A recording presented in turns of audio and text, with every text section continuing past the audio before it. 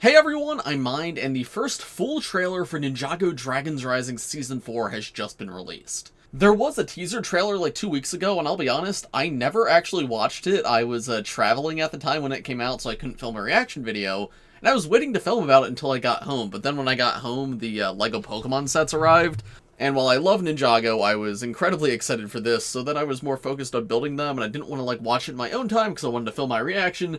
But then at that point it felt too late, and then I just never got around to it. But anyway, the first official full trailer came out today, which probably actually has more to react to, so maybe it's better that I waited. It's a minute and 30 seconds long, so I'm very excited to see what it has in store.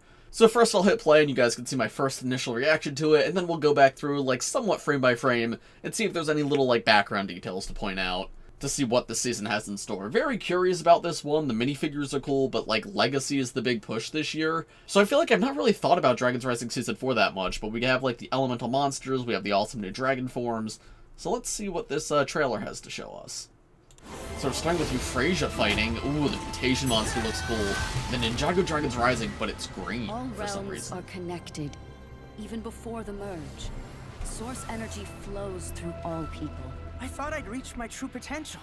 You believe you only have one true potential? What? The journey on which you are about to embark. More than one will true be potential? treacherous.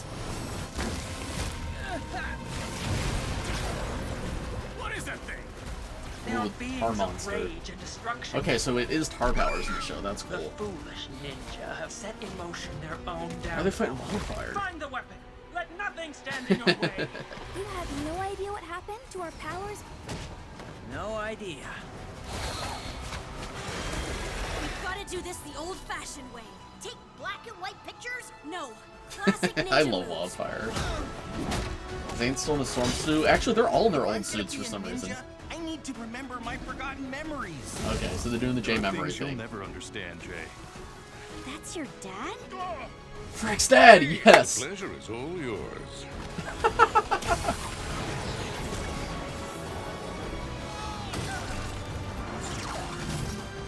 Okay, the transforming car does transform. Ooh, Frank's dad seems to be a somewhat big part of the season. Ooh, the ice monster we just saw there. Sure, okay.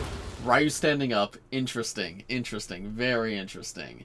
Alright, let's go back through. This is one of those trailers where there's so much happening so fast, it's hard to, take in everything, especially when I'm also reacting for the camera. So it does seem like we have 3 groups this season. One group is just the new ninja. Specifically these 3 new ninja. No Aaron, no Euphrasia, because it does seem like Euphrasia might actually be a part of the ninja team this season. She's being promoted a lot in the trailer. But yeah, it seems like these 3 are together and they're all in their summer suits. Then it's Aaron, Lloyd, and Euphrasia, which we did see those 2 together at the end of Season 3, but Euphrasia seems to have joined them. Then we have Jay, Kai, and Nia all working together to get Jay's memories back. I guess the minifigure selection in this set is actually accurate to the scene. It is Kai alongside Jay and Nia. It does seem like Zane's going to join up with the Lloyd group at some point, which is nice to see. I was worried Zane was just going to be sidelined the entire season like he has been recently, and that probably will still be the case to some extent. But here he is with some of the main crew. He's not just completely on his own. And then where is Cole? Was Cole even in this trailer at all? Okay, Cole does appear for a split second. It looks like he's in Imperium fighting the Loyalists. So maybe the rest of the ninja are all fighting the Elemental Masters and Cole's the one investigating the Loyalists and then they'll all come together at the end. That's actually a kind of cool idea. It gives him something unique to do. I wonder if there's going to be anyone else on his team or if it's going to be Cole alone. Would kind of be cool to see Cole alone though, because I feel like he's always paired up with somebody. I mean, he might be with Frohickey and Geo. I could very much see that. But yeah, if it's a solo Cole adventure, that's kind of fun. The Loyalists have 3-dimensional masks, that's very funny. Also, their hood types are the opposite of what it is in the sets. The red hoods are the more modern hood style, while the black hood is the classic hood style, but in the sets that's flipped, it's the black hood that has the more modern hood style. Frack's dad is so incredibly hype. Frack is my favorite new character from Dragons Rising. I've been begging for more Frack content.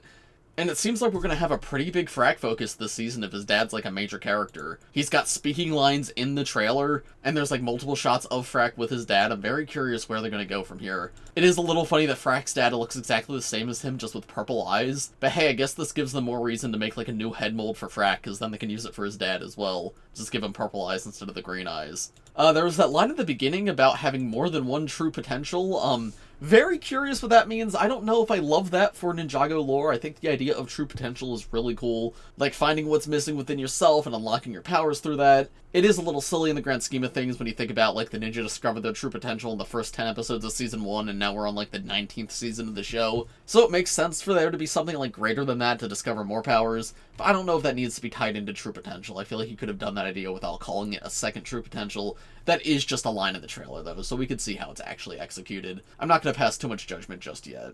These guys are interesting too. I wonder if they're technically a type of tide or if they're just like a different type of creature. I think we saw them in something previously, but this is easily our best look at them yet. The Dragon of Life looks sick in the show. I love how it looks like she's actually made of tree bark. Interesting here that the Earth Monster has like tar powers.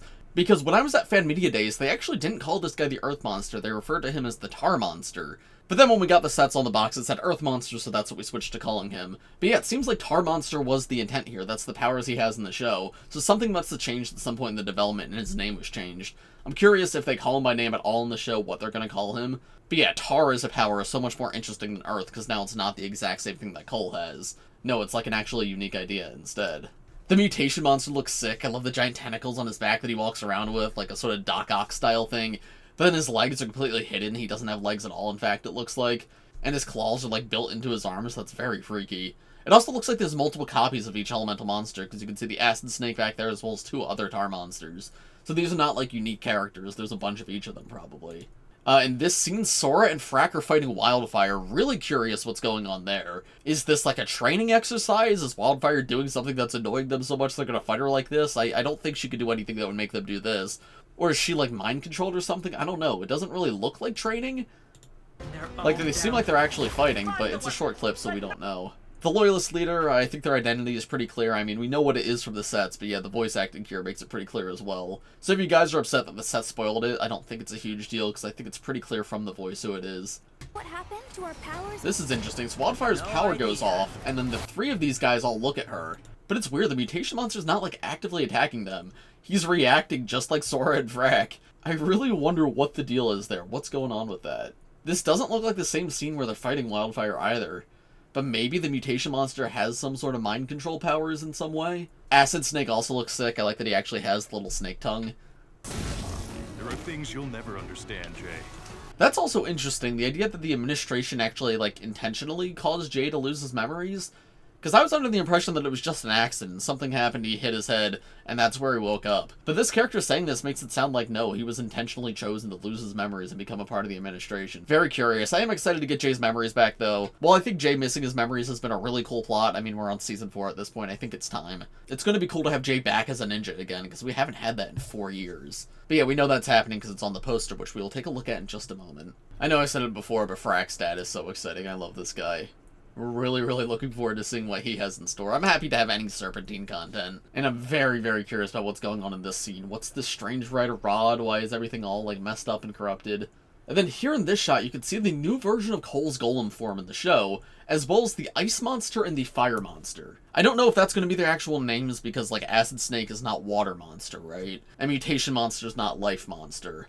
So these guys might have different names, but yeah, this is clearly like the Corrupted Elemental Ice and the Corrupted Elemental Fire. Which means of the main 4 ninja, Lightning's the only one we haven't seen yet. I am curious if Lightning Monster is going to appear at all, or if they just decided not to do it. I could see it going either way. Obviously, Lightning is the final element of the main 6 ninja elements, so it would be a little weird not to cover it. But also, there's more elemental powers than just those 6, so I don't think they necessarily have to include every single one of the original 6. Anyway, the Fire Monster and Ice Monster look to share a new head mold, which we saw a little bit of this before in clips released previously. But yeah, I assume these are probably going to be minifigures in the Summer Wave, and that's why they share the same part, because it's a brand new molded part for that wave. One will be in white and transparent light blue, the other will be in black and transparent orange. They look pretty cool, though. Very unique. They kind of remind me of the Piranha from LEGO Atlantis back in the day. If you know, you know. That minifigure I always thought was awesome. But yeah, it's sort of like the sandwich-style head that goes over a torso like Chewbacca. I hope we do get these guys physically. And then we also see Cole's new Golem form in the show, which is very similar to the original, but has been changed a bit to look more like the set. And I think that makes sense. And I mean, yeah, it looks more like the set. He's got more orange in it now, a little bit more gray. And there's a few bits of, like, armored plating, silver down here, gold up here. I think this works really well. It still feels like the same thing, but it's a better representation of the set. Oh, also, it looks like the ice monsters can roll. It also looks like this part of their body continues all the way down their back, and they might even have a little bit of a tail. Very curious what that would look like physically. Here in this shot, you can see the larger transformed mutation monster. I don't know how I feel about how that guy looks. He feels a little LEGO Dreamsy to me, and I don't know if that's a good thing. But it's cool to see they're transforming, and I'm curious to see what other monsters, if any, will transform. Well, we know the Tar Monster has, like, the mech form. But is the Acid Snake going to transform? He turns into, like, the spinners in the sets. That would be kind of cool. And are the Ice and Fire monsters going to transform? Need to see if this transformation actually takes place. And there's no, like, official version of this guy in a set, but there is an official build of him out there. I believe there's instructions on LEGO.com for it. It was designed by the LEGO designers. It just wasn't placed into any set. So yeah, cool to see it's showing up in the show. And then, of course, we have Ryu right here, who, number 1 has gotten bigger, and number 2 is now standing up and holding swords. I mean, I guess this was to be expected, because this is how Rontu fought in the last season, right? But yeah, I don't know, something seems a little bit off about seeing Ryu stand up like a person. I think I would have preferred if he was more dog-like, he carried the sword in his mouth, I mean, like he does in the set. I'm sure he's gonna do that as well. But yeah, seeing him, like, dual-wield swords actually in his hands, I think is a little bit strange. I will say, though, if you look at his jaw here, it doesn't look how it does in the set. You can see he only has an upper jaw and a lower jaw and nothing else.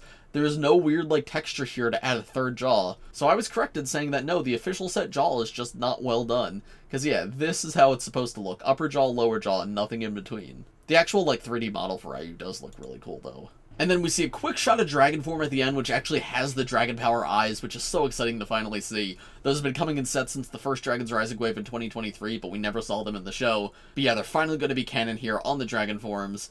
And it looks like the minifigures in the sets are pretty accurate, except for the fact that they have claws in the show. And man, it would have been really cool to get those claws in sets. We've seen those claws in some promo art as well, but we weren't sure if they were going to make it into the show. But yep, they are in the show right here. And I assume that was probably just a budget thing. They probably wanted to include them in the sets, but because of legacy or because of something else, they just couldn't. And I do think that's a real shame, because while these minifigures are awesome and amazing, this really would have tied them fully together. And then yeah, the logo is green this year, which I think is pretty cool. Kind of reminds me of 2012 when everything switched from red to green. I'm very, very excited for this. Usually the description will have a release date, but there's actually no release date this time around, which is a little disappointing to see.